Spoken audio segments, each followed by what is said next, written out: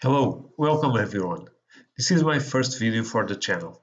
In the channel's description you will find my intention with these videos, which is to share my experiences in the radio control modeling aircraft field, a multi-sided hobby, and if in the process I can help and or motivate someone, better yet. Today I will talk about the Great Plains Learjet 40. This is an old kit but liked and sought by many people. The kit came in the condition you are seeing here, so I have quite some work and trouble to rebuild it to put it on the skies, as the construction quality is very poor. I used to be a pilot for a Learjet 31. This type of wings are for the Learjet 35 with the extension, but I will remove them and also trade the tip tanks for winglets as per the one I flew. These are the extensions I'm speaking about. And those are the wing tanks that I will trade for winglets. Speaking of the rest of the material, I have here lots of miscellaneous parts like fixed wing gear, which I am going to trade for retracts, some balsa parts, mylar hinges, and some plywood parts. This is the canopy and it's ABS plastic, but I'm going to make a mold for it in case I break it. This is the fuel tank, which I'm not going to use because I'm going to use an electric motor. And this is the vertical stabilizer. Built, but I don't know how well it is built. I have to check it later. Some wheels, engine mount for IC engines, which I'm not going to use. And on this box there are some more bits and pieces, some stringers, some parts that are not glued yet, and some in its original die-cut planks, some taken out but not glued yet. The fuselage, as it came, it seems pretty straight. I have not checked it yet, but the quality overall is very poor. My biggest concern is with the wing, where the major flaws are. It's of course a critical part of any airplane, and the concerns start with the shear webs because they are not correctly installed, or they are undersized, they are not correctly placed, and with this kind of errors you do not form a D-box. That's what gives your wing most of the rigidity. So this gets me very worried. Lots of flaws, as you can see here, that should be overlapping the shear webs, the wing skins, and it is not. Now about the wing, as you can see, the wing skins are not correctly applied because they overlap, they go over the fixed landing gear mounts and leaving large gaps when they should be installed flush to the sides with no gaps there. I'm going to use retracts anyway, but that overall quality on the construction gets me very worried with what I do not see. Probably I will just make cut one wing from foam and sheet it with balsa and do it with a different method of construction. But this has me very worried. I cannot see a lot of construction there. I forgot to refer this. This is the engine cowling, ABS also, and some more planks for sheeting and stuff. I do not have the kit manual, but I went to the internet and was able to get the manual, which I will use for this project. It's the only document I have. It's here. I took it from the Great Plains website. I hope it's enough. Okay, I will get organized and get ready to start now. Here we are with the parts that remain to be glued into the fuselage. This is some templates for the leading edges of the wing.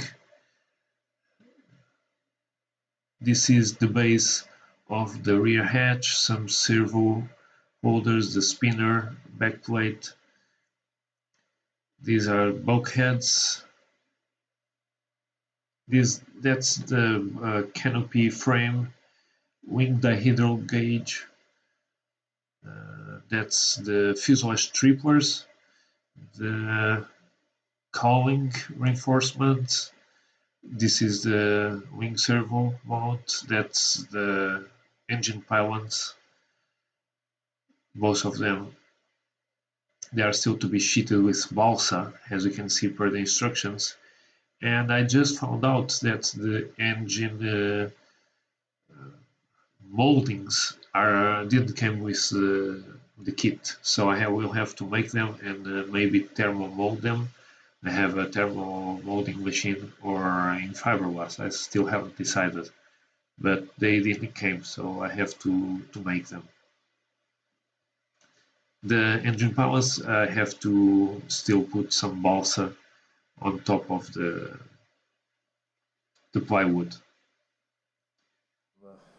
Well, And this real is pretty problems much what's because left I'm for the going to have fuselage to to redo the whole be fuselage. complete. As you can see here,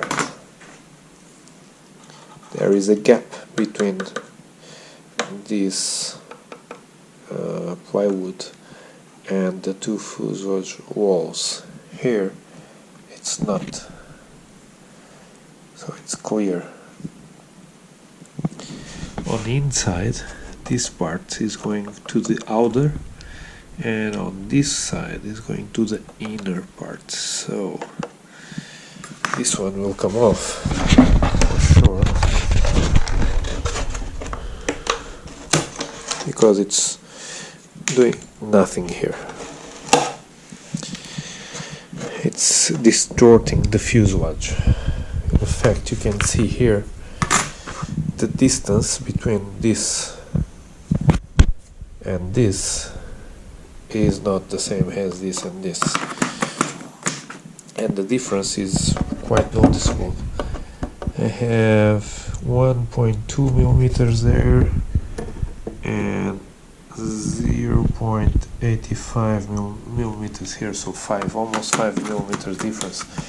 You can even tell by putting the ruler here, so there is quite an angle. This one is also bent. You can see here it's not straight across, so it's going to give me a lot more work than I anticipated, but well, just noticed another one. This might be for the side thrust. I'm not sure yet. Well, yeah, well, if it was, it's not correct, because it has inside the left thrust instead of right thrust. Well, okay, let's get to work.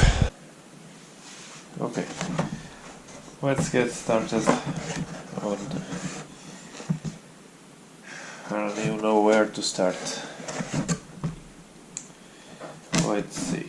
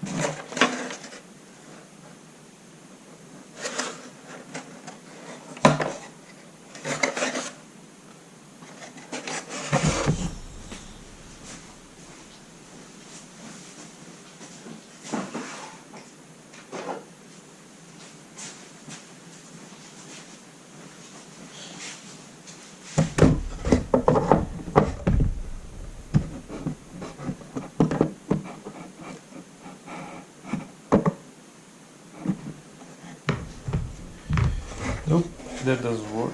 So,